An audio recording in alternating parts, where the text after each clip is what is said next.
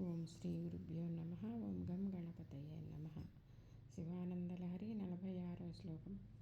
అకీర్ణేన కరాజికాంతి విభవై ఉద్యత్సుధా వైభవై రాధౌ తేపి చ పద్మరాగలలితే హంసవ్రజైరాశ్రితే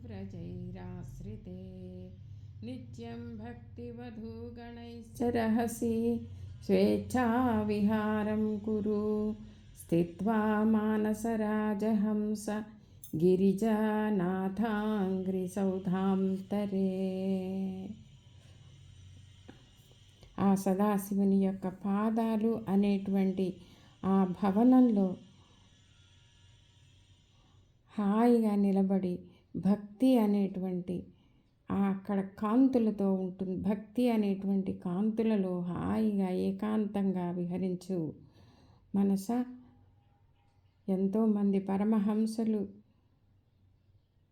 ఋషులు, మహర్షుల యొక్క భక్తి ఆ పాదాలను చేరుతూ ఉంది.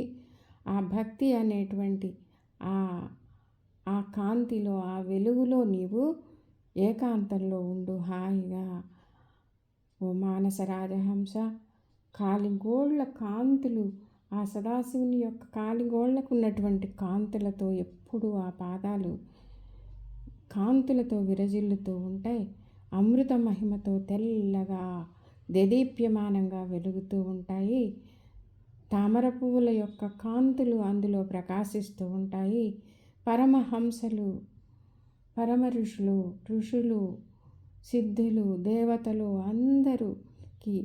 అందరికీ ఆశ్రయభూతమైనటువంటి ఆ సదాశివుని యొక్క చరణాలు, పాదాల భవనాల్లో నువ్వు హాయిగా ఏకాంతంగా విహరించు.